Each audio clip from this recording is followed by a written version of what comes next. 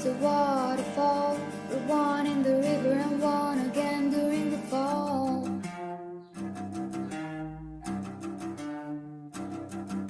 Swimming through the void, we hear the word, we free ourselves and we find it all.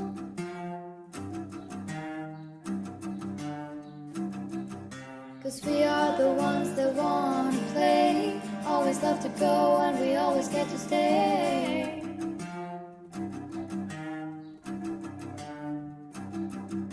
And we are the ones that need not choose, always want to play but you never have to lose.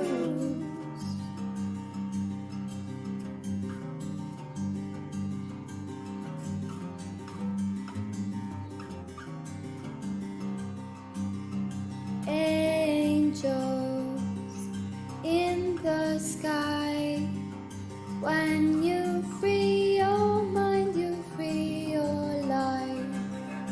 Life is a waterfall, we drink from the river, then we turn around and create our thoughts.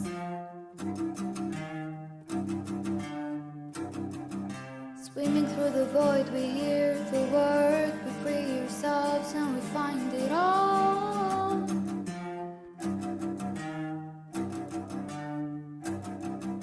'Cause we are the ones that love to play, always love to go and we always get to stay.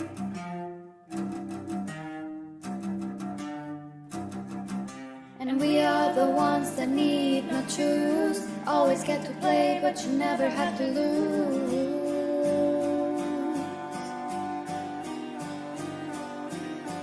Angels in the sky, when you free your mind, you free your life. Angels so up high, when you free your mind's eternal prize. Angels in the sky, when you free your mind, you free your life. Angels in the sky, when you free your mind, you free your life. Angels so up high, when you free your mind's eternal prize. Ah, ah, ah,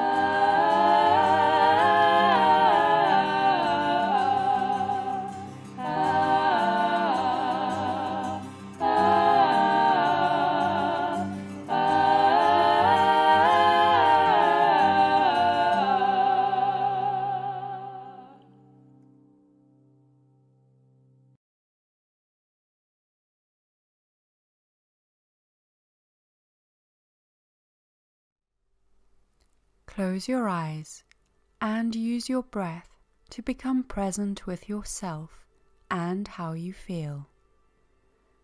Allow your breathing to flow naturally without trying to control it in any way. Let it be as it is, and let yourself be as you are.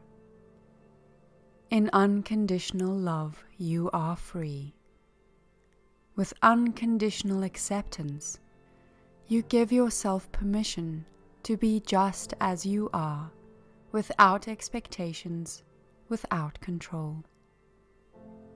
Allow yourself the freedom to express to yourself now, in quiet meditation, the innermost feeling of your heart.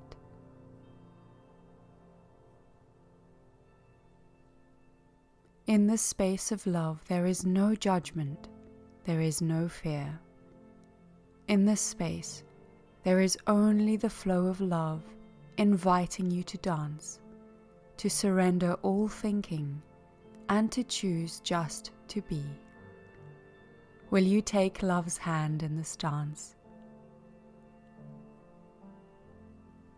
And what if your dance looks unlike anyone else's?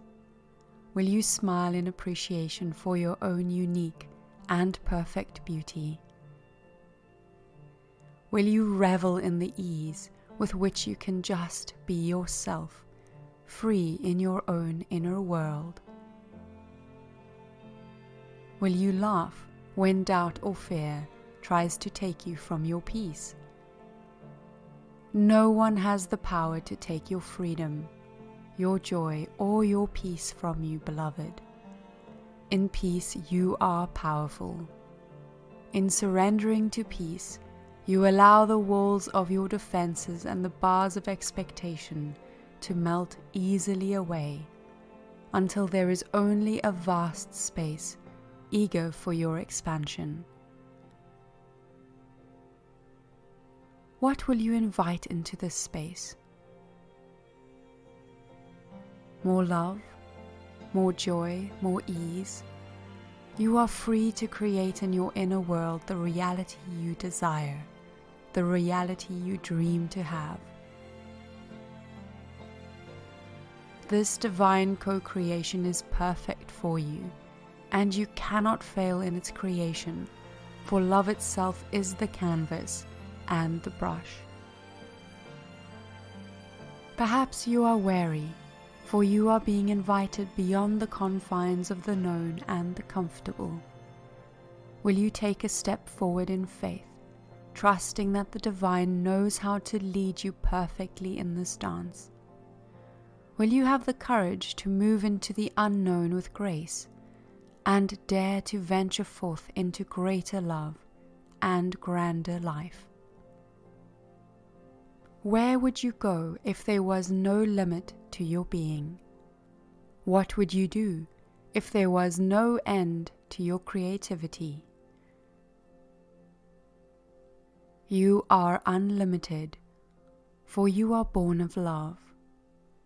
You are powerful beyond measure, for you are divine. Your true nature is one of abundance, joy, and freedom. You can claim that for yourself now. In breaking free from the prison of limited thinking, expectation, and control, you become all that you are meant to be. Even in this process of becoming, you are already perfect, a masterpiece and work in progress all at once. Your growth is something that happens naturally and easily the more you let go. Imagine yourself now lying down in a meadow on a summer's day near a river. The afternoon sun warms your skin as you allow yourself to be held by Mother Earth.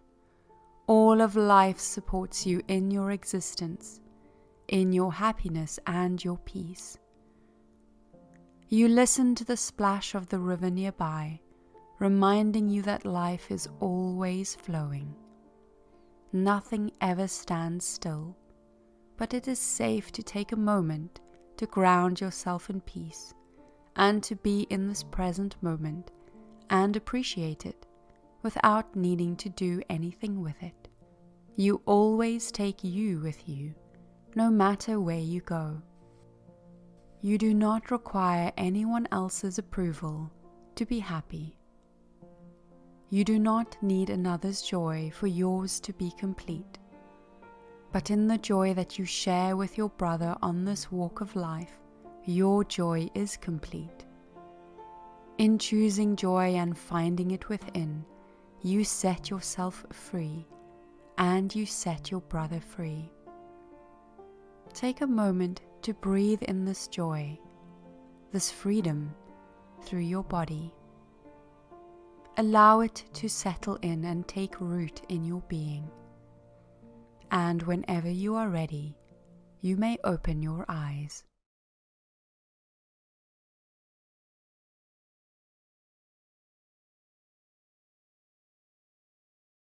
Hi everybody, welcome to the Church of Union Sunday service. I'm Marley. I'm Joshua. And we're twin flames in harmonious union, and we'll be doing a card reading for you today. So I shuffled the deck, the Power of Surrender cards, and let's see what we pull. Okay, this is perfect for what we're going through. What we're moving through. So the first card is surrender your belief in scarcity. The universe is asking you to be open to the infinite nature of abundance. In this way, you can remove blocks in your life and succeed beyond your wildest dreams. So there's the card. There we go. Beautiful. Yeah, well, I feel a lot of us may be working through poverty conscious blocks or just blocks in general to your abundance or your love, your twin flame journey, feelings of deservingness, and believing that you don't deserve all your good, which is not true. Do you have thoughts about this card? Yeah. Keep on loving yourself in this place that believes in poverty or believes that you're not loved completely and fully. Next card, surrender negative thinking. You have control over your thoughts. When negative thoughts surface, say thank you for sharing and quickly refocus on positive affirmations. I've been moving through this as well, letting go of really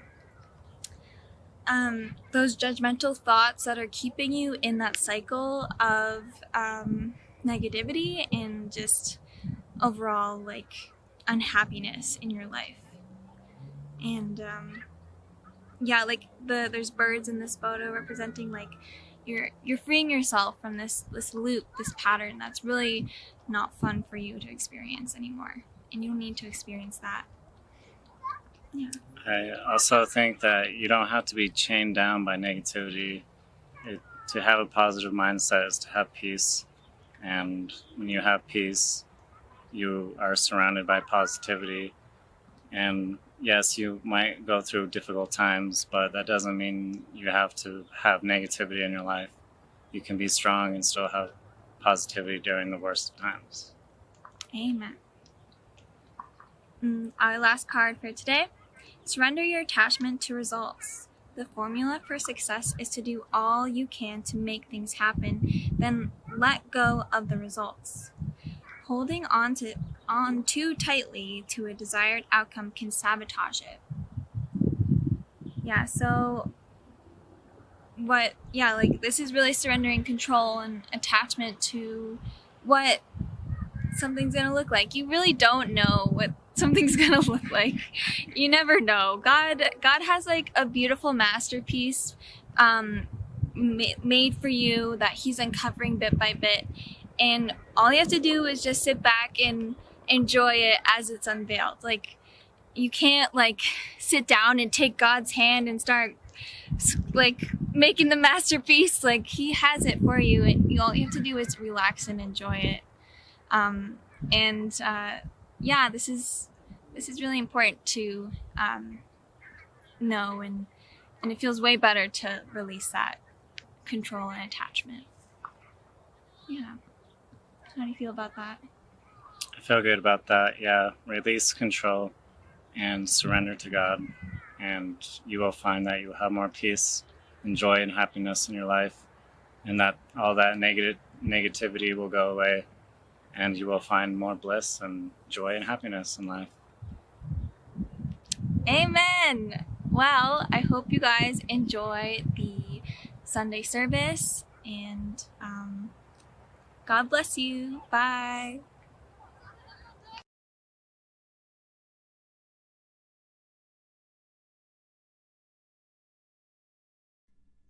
Hello, I'm Colby.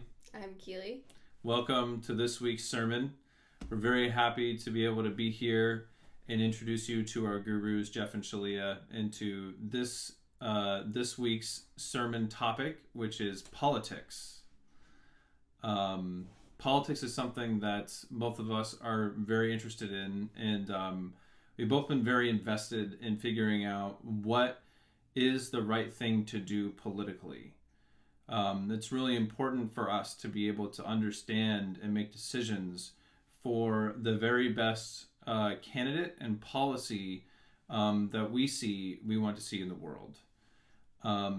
So It's something that is really a process for everyone, and it's been a very large process for us. It's required a lot of introspection, a lot of understanding of ourselves to come to this place where we're able to really see politics for what it is, which is an extension of ourselves.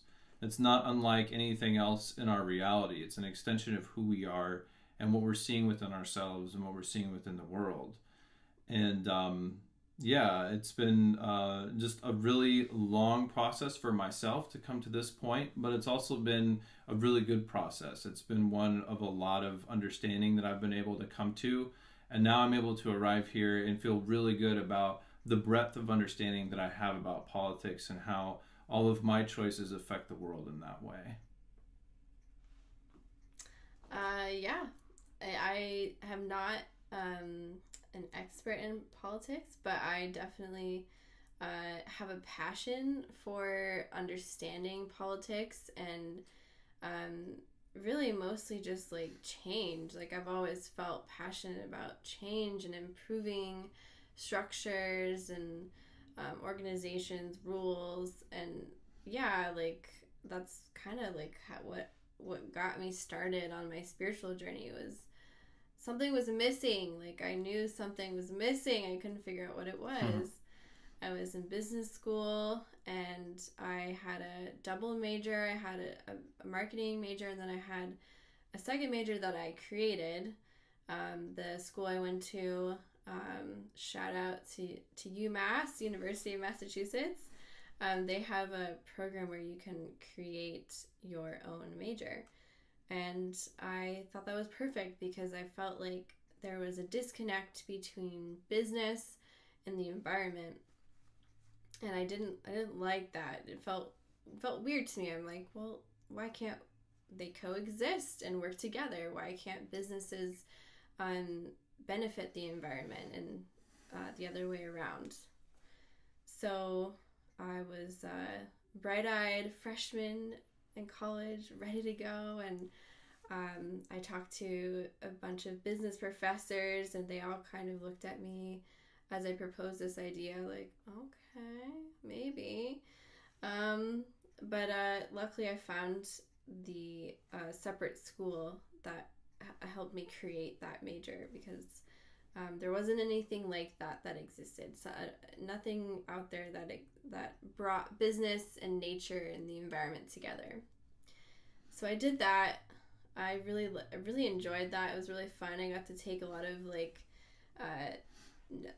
renewable energy classes and like biological classes and mix them with management and business administration, and I even took women's studies classes as part of the major, and wanted to tie everything in together, but still after college I felt like something was missing. I'm like, there's something out there, and what was missing was God, life, love, and yeah, I recognized that, and that's what kind of brought me onto my spiritual journey. And I knew that there was a higher purpose. Like there was something that we could tap into that could really help solve a lot of these miscommunications between different areas in our lives, different sectors, organizations.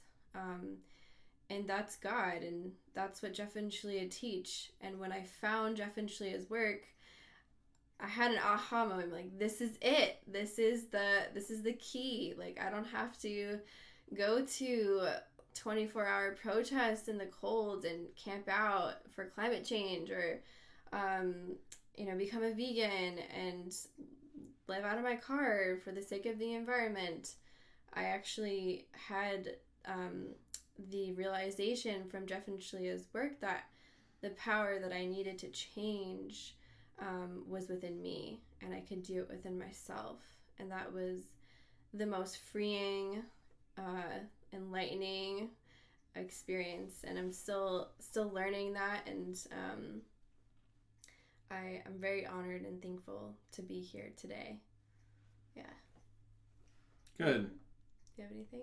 Yeah, I just really appreciate that about just the understanding of God and the understanding that everything is really okay, and that there's nothing that worry or fear is going to do for anyone in the world. And then it's all really about just choosing what's right in your heart now, and surrendering to the fact that that's all you can do, and that's actually the only thing you can do. That's the only thing that's effective. And politics is another area where that's also true. Like Keely said, you don't have to go out and stand in the cold and camp for days on end to make change. You can make change right now in your heart just because that feels good for you, just because that's what love is. And that's all that this teaching really gives, is just that love is that simple. Love is that kind. Love is really that loving. And all you really have to do is surrender to it. Yeah, it's really it's about simplicity and carrying that over into your life. And Jeff and Shaleia go into great detail about politics and really what politics mean. They touch upon environment and business, but yeah, they'll give you the lowdown on everything about politics in this upcoming sermon. Good. So without further ado, our gurus, Jeff and Shaleia.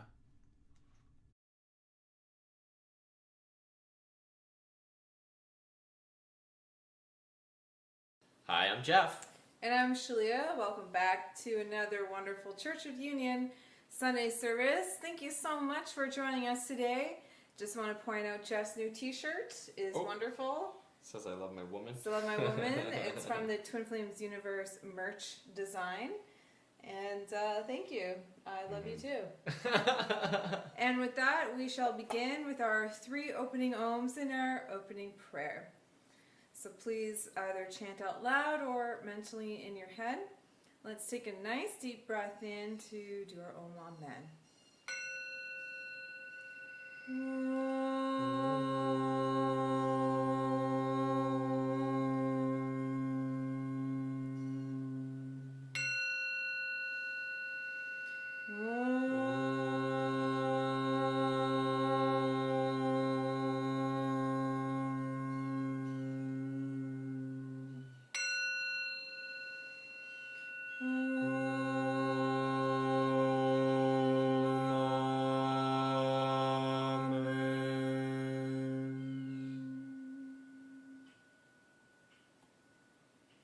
Please join us for our opening prayer.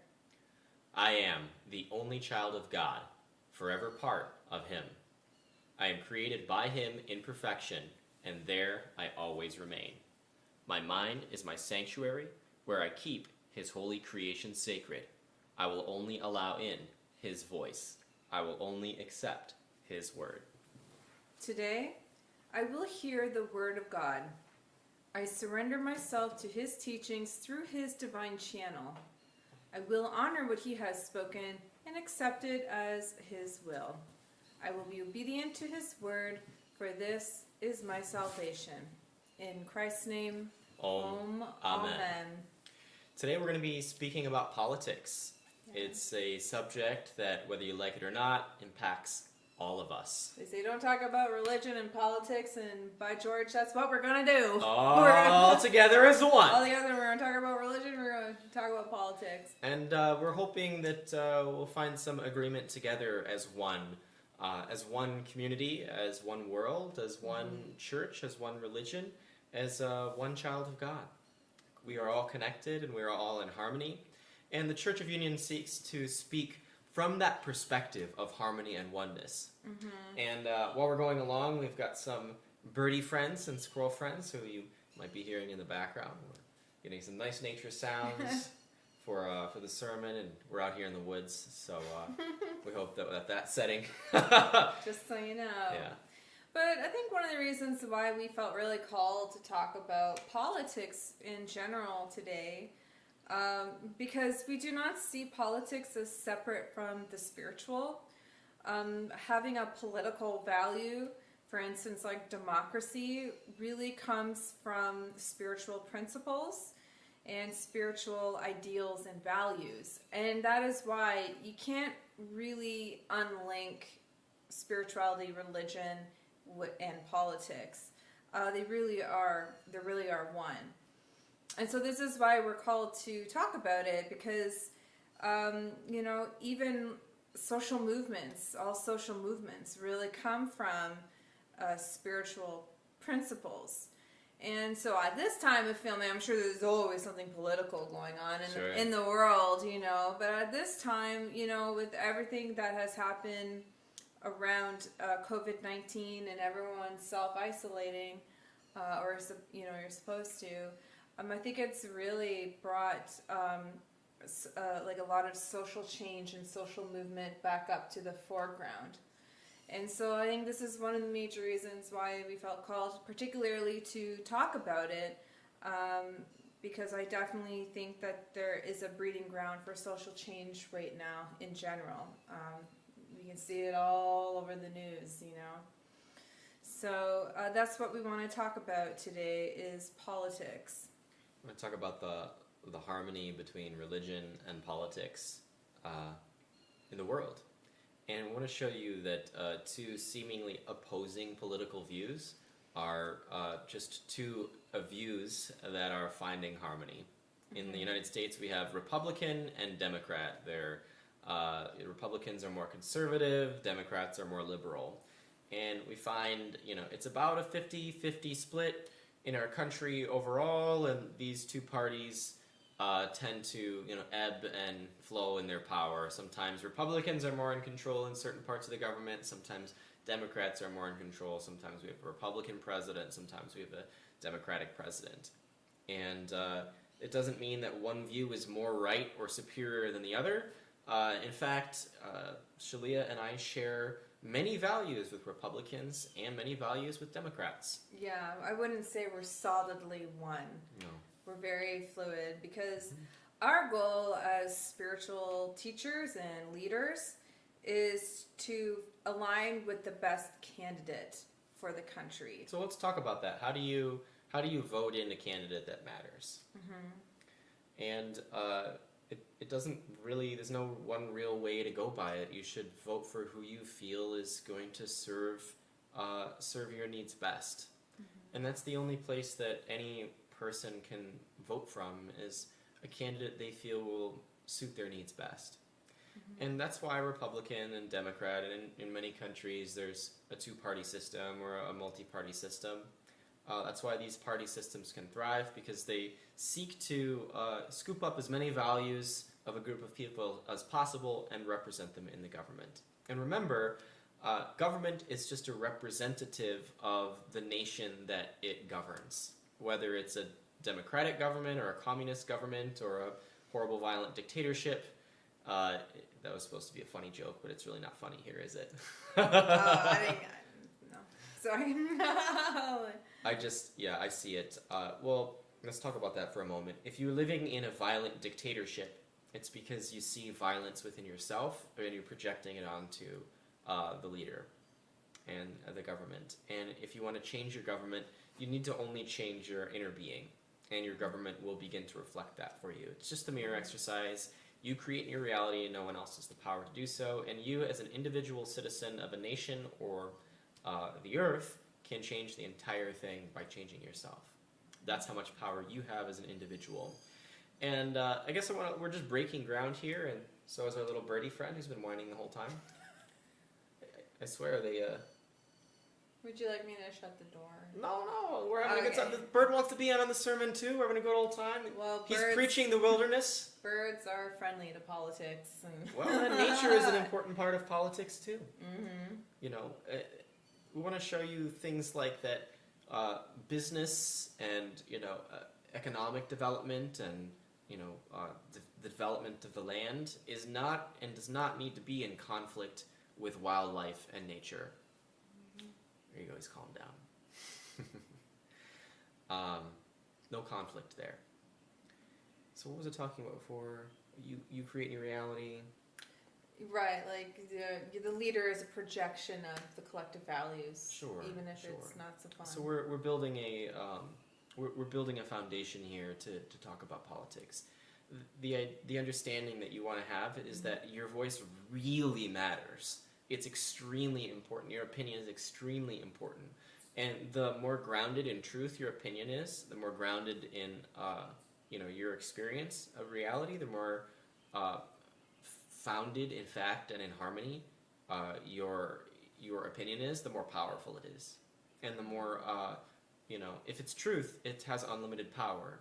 And so you're going to find that if you stand in that truth, and that's all you need to do, you don't need to necessarily get a megaphone and scream it to the world. You just need to have it and share it when you're called. Maybe it's just a few people you share your opinion with. And the more grounded in truth your opinion, the more that opinion is unstoppable and cannot be prevented from passing on from one person to the next. And ultimately, you'll find that you've contributed to the whole. Mm-hmm. So, first of all, your opinion, your vote, your thinking, your presence in the community, whether it be a small one, a large one, or the whole world, in your country or a planetary community, your thinking has enormous impact. So I want you to first recognize your power so that you do feel empowered. That, a lot of people in politics feel really disempowered. And they feel the need to yell and scream and fight and shake things and get extremely furious and angry. And, okay, if you're really upset, that's fine. But if you want change, peace is the place, and empowerment is the place where you can have a lot of impact. And we have so much to talk about in such a little period of time, but we're just going to trust God and we're going to do our best. Get it all across. Yeah. So our good friend the bird squawking outside and having calmed down a bit, knowing that its views are being shared, encourages us to talk about a subject, a political subject. Like, what about the economic development of the planet and wealth and prosperity in business versus respecting nature and respecting the earth. Right now we're having a huge problem, global warming. And there's the scientific community communicating, hey, global warming is a real thing. If we continue on this path, where we could literally destroy our planet and wipe out the human race and wipe out life on Earth if we don't stop. There's going to be enormous consequences. We're going to hit a tipping point. And so, we should probably trust our scientists because they're the best minds in terms of, cause and effect and, how we understand the natural world. So there's that voice. And then there's the voice saying, well, what about the economy? What all of these new technologies and this transition, it's really expensive. There's two voices going on. And there's harmony here. And there's also a dream here. And so what's going to happen is when these two voices harmonize, a higher vision is born. One where the scientist's perspective is fully respected, that the scientist, like what they understand, and they know that, hey, if you keep burning all these fossil fuels and putting carbon dioxide into the atmosphere, it's going to heat up the planet and cause these ecological effects. And we're already seeing the beginning of some of those effects, like rising tides. And the business people, economic people, hey, like, how come we can't, burn oil? How come we can't do these things? So you have these two, seemingly opposing viewpoints with no apparent middle ground. Well, I'm an oil company. I want to burn oil. It's good for us. It's cheap. It's a wonderful cheap fuel. And so what if it pollutes the atmosphere a little bit? It's not really affecting me that much, and it's such a slow thing. We'll get to it later. And the scientist saying, like, every time you burn it, it's not helpful. Well, there needs to be a solution, right? And this is what both of these sides point to. There's perspectives that all point to something. And one solution might be that you would tax the use of this fossil fuel such that people pay the amount that it costs to the environment at large. So, it costs $1 to have a gallon of oil or whatever it may be, but it costs 50 cents per gallon to clean up the ecological impact for the oil. Well, this would be a very quick and easy solution that you could implement, and then you wouldn't have to worry so much about the ecological impact because now that is handled. And then you could say, well, like, what's the better step, right? You have to. Politics is a discussion, and this is the root of it. And it's a dialogue happening between different groups of people from different perspectives. But it's about getting an agreement. And then once we find an agreement, we can make progress. So politics is a dialogue. It's a communication. And then through a lot of communication, as a population, we can find understanding and clarity and then transcend that.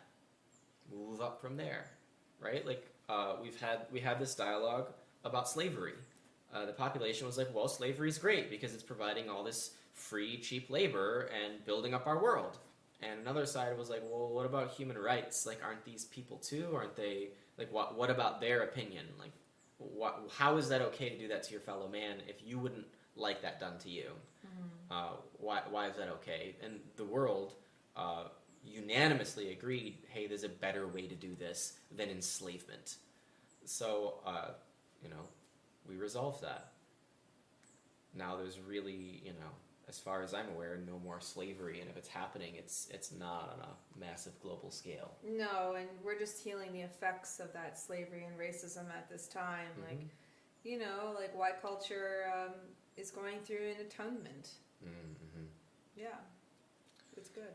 So politics is a discussion that brings in all perspectives on a matter until there can be harmony between them all. And, the 50 cent tax, imaginary tax on oil is not a complete and total solution, because then it brings up more discussion, more dialogue. And you can feel incredibly safe because it's in your brother's arms that your life rests. And your brother is God's creation. And so this is the real, this is the root of fear in politics, is a fear of your brother. But brother, I mean fellow child of God.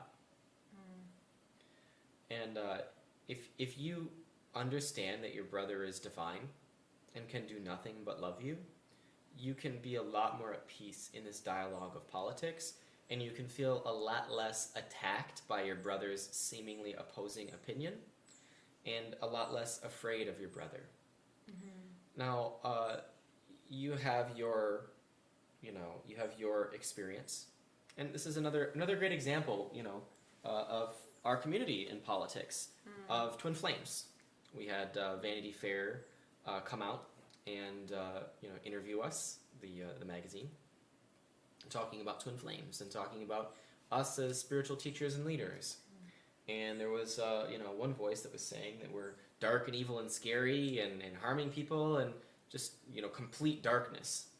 And our voice was saying, well, that's not the case. And so there's a dialogue going on about what is it that what is Jeff and Shaleia? What are twin flames? What is this whole subject about? And at first it might seem like we're something really scary because nothing can stop us. Where have you ever seen something on the planet before in popular culture that was completely unstoppable? Pretty much nothing. So, of course, the public will want to look and see what's here. And there was one voice saying they're evil, stop them at all costs. They're going to destroy everything. And, that was just the voice of fear. And so we had to speak to that voice of fear repeatedly to comfort it and to point out there's no logical sense to that. That's ridiculous. That makes no sense. And, as that dialogue continues to progress, more and more awareness and clarity comes about, and a larger part of the collective can start to have a clearer perspective about Jeff and Shaleia, and we can feel better about how the public is viewing us in that conversation, because we're part of that dialogue too. No, we don't feel good about that. No, we don't agree with how you're viewing us. No, that's not what we're about. This is what we're about. And it's a constant communication. It's a repetitive dialogue. Another example was, when Bernie Sanders ran for presidency in the United States for the 2016 presidential election against Hillary Clinton. And Bernie was, a very well-established senator and politician, quite a pedigree, or quite a resume, very well-established career. really loved in Vermont. Yeah, and he came up against Hillary Clinton, who was very much the same. A very, very well-established political candidate, has done many great things for our country and for the world. And Hillary Clinton was the very clear favorite. She'd already run for presidency before. She was very well respected by the media in the United States. And Bernie Sanders was a newcomer. And so whenever, in this arena, this echelon of arena, and whenever, the media spoke to Hillary, they were very respectful and, really looked up to her and very supportive of her.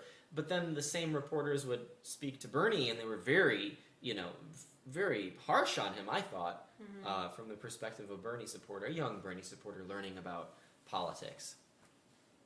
And it's nothing to feel bad about, or it's nothing to be upset about Bernie Sanders, or it's nothing to feel like, well, they favor Hillary. How come? That's not fair. They're this is the establishment politics, and they got it in for Bernie, and they already made up their mind. Well, that's not true. The media is simply voicing the collective's awareness about Hillary and about Bernie. Bernie's new with all these interesting and radical-seeming ideas, and they're really pushing on him. And he had to repeat his same message over and over again, and come the next election for the 2020 election, the current election, they were a lot more accepting of Bernie Sanders and his radical message. It was more normalized. People were a lot more comfortable with it. It's a process of people feeling comfortable, of building trust. Politics is a very human thing, and it's not just a human thing. Animals have politics. Creatures have politics. I'm sure even plants have politics. We see it with, Charlie and Mookie every day. There's some politics between them. Oh, sure. Who's who and what's what, and what's the hierarchy, and who's allowed to do what, yeah, who's comfortable with what. Yeah, whose relationship is good with who, and who might need some improvement. Oh, this is the whole world, So it's this community chatter dialogue happening. And really, politics is a communication of values and of self and of harmony. And it's always changing. It's an ever-changing environment. It's a always evolving environment. And we hope that you see it as a peaceful thing. And if that's all that you take away from this, I hope it's that. And if you take something else away from this, it's that I hope you feel empowered, that your voice matters. Because even though you seem like one little drop of water in the ocean, you have an impact on the whole thing. Your voice matters. Even if you're one little thing saying something different, your voice matters, because what you're speaking is an awareness, and that awareness must be shared with all beings, with all of creation. I think it's important to vote your values to your country, even if it's not gonna, it's my candidate's clearly not gonna, If you support that candidate, you should support that candidate. Right. If you support that viewpoint, you should support that viewpoint. And the more that we talk about it, the more we get it out in the open, the more we dig into it. Just like we've done with Black Lives Matter and abortion and gay rights and all of these different subjects that tend to be rather uncomfortable, sex and, religion, this is a church, but all of these subjects that we've dug into, they're just smash. It's a very, very nature-driven. It's a windy day. Yeah. There's a squirrel slamming the door, and it disagreed. No! Burn oil for free! Oh my god. He just wants to upset his fellow wildlife creatures for another reason. Yeah. Political agendas. Everyone's got their, their perspective and their agenda, and it's, once again, can't say it enough, it's just a conversation. Conversation can't hurt you. The consequences of a conversation are actually very meaningful. Yeah. And that's why you need to speak up. If you have something, an opposing opinion, or there's something that you disagree with, something you're not comfortable with, speak up. But remember that when you speak up, when you get involved in the dialogue, you are also scrutinized for your opinion too, because that's just what you're doing, is scrutinizing the thoughts and opinions of another. Right, or the status quo. And it's not a bad thing. The status quo may be perfect. It may need some upgrading, improvement. But there's always ground to break together. I guess what I'd like to point out too is, like, even if your political values or opinion is more of like a minority position, like, it really has major influence. And I'd like to point out that all it takes is a small group of people to change the status quo. Like, the status quo is a status quo for a reason. It's because that's what, people, the majority, have subscribed to and they're comfortable with. But if you're not comfortable with it, well, you can actually elect change, and that will completely change the whole entire system. Because there's probably some other people that agree with you too. Oh, yeah. Now, there's a difference between I have a mental illness and this thing or this person is really upsetting me, right? And that's something for me to work through. And there's a problem with the system that isn't, and it's not serving me and people like me well, and I need to speak up about it, and I can empower those around me who are having the same experience to speak up about it too, and then the system can and does change. It seems really firm, but it's a lot more malleable and pliable than you think, and it's a process. That process must be taken for change to occur, but change always occurs. You look at history, and it's a history of change. It's a story of one change after another happening to accommodate the voices of the time. Right, like the Civil War, that was really just, it was a small movement of people that agreed that, oh, slavery should end. Like, no one in the South was going to be like, oh, yeah, let's just free our slaves today,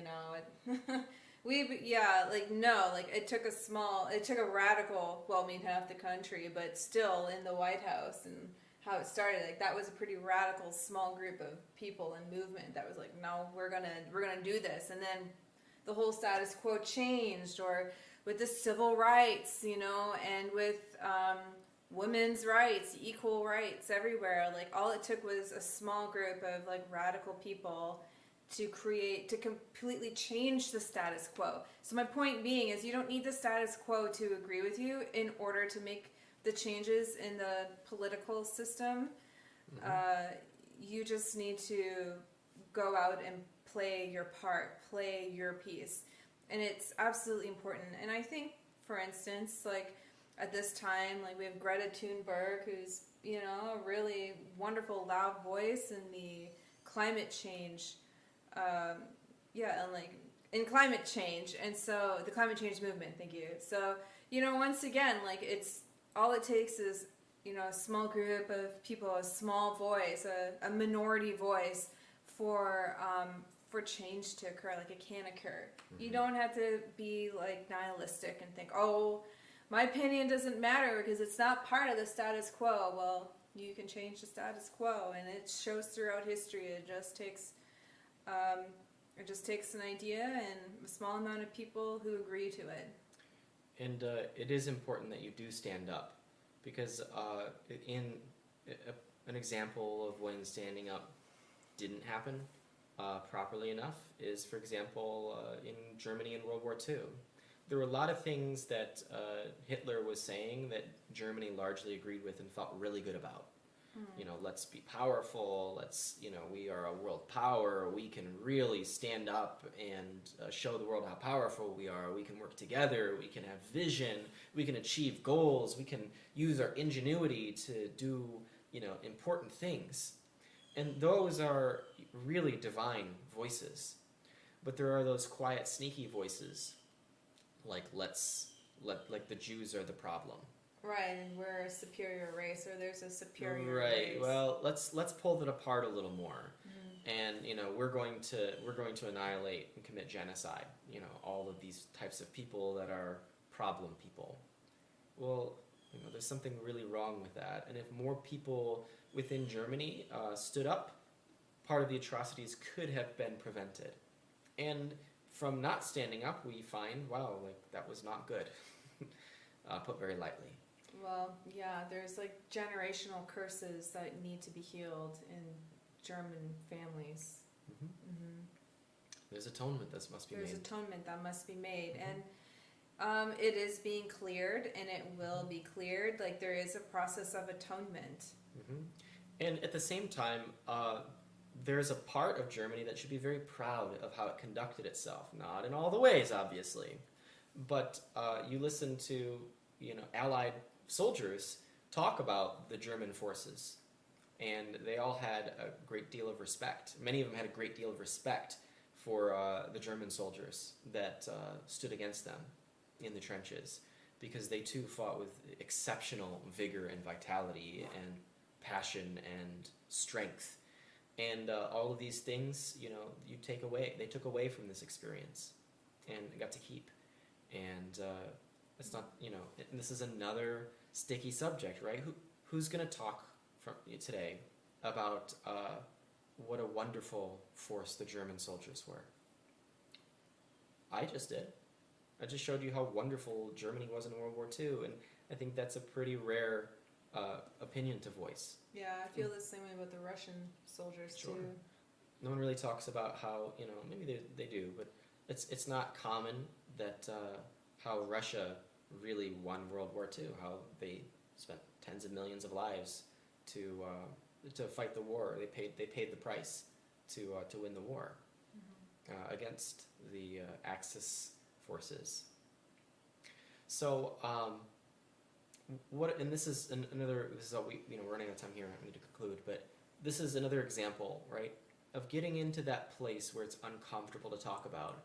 Point out all the details. Pull it apart. Really, pull out piece by piece by piece by piece by piece.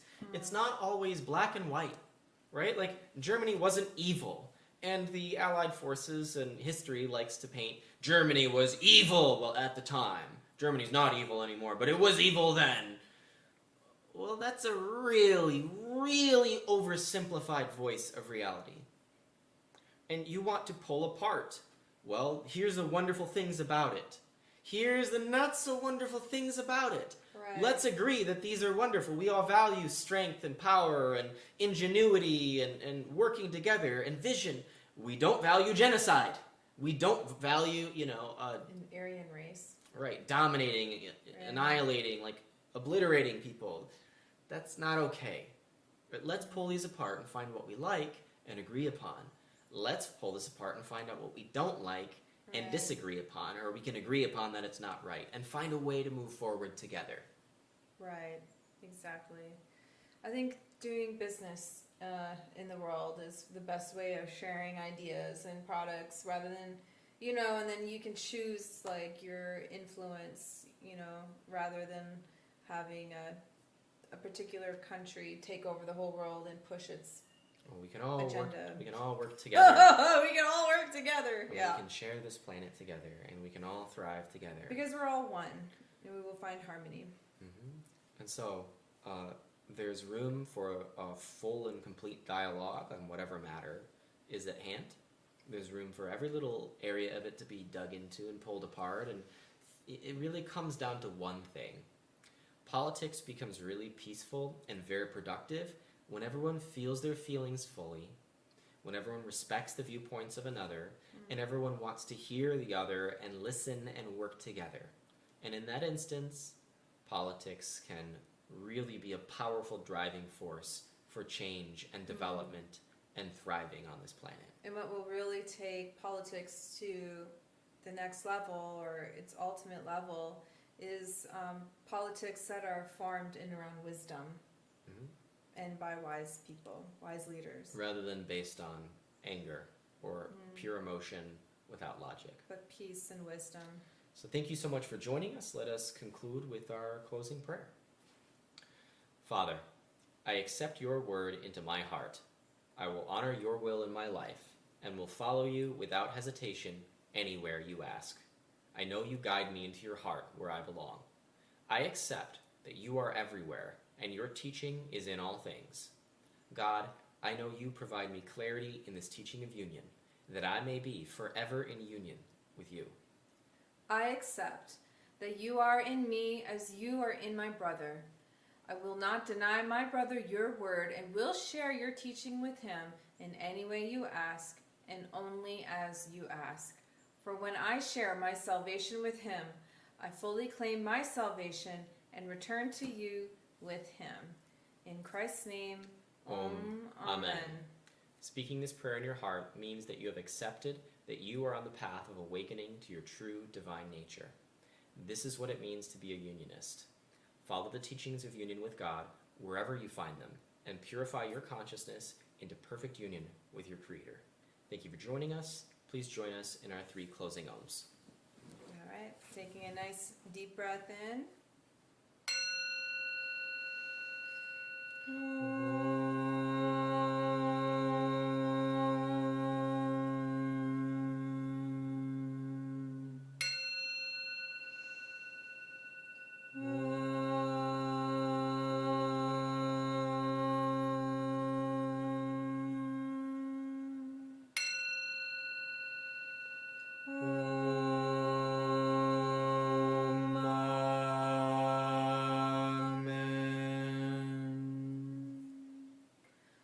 Shanti, Shanti, peace, peace, peace, peace in our hearts, peace in our mind, peace in the world, and so it is. Blessed be, and namaste. We will see you all next week. Namaste.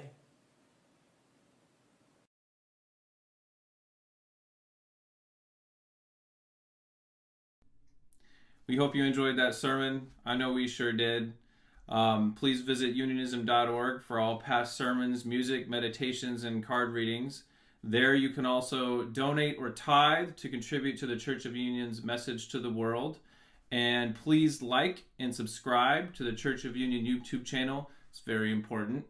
And come join us for After Church Tea Time. It's a juicy live discussion about today's message in the Unionism Spiritual Discussion Facebook group. We'll see you next week. Bye-bye. Bye.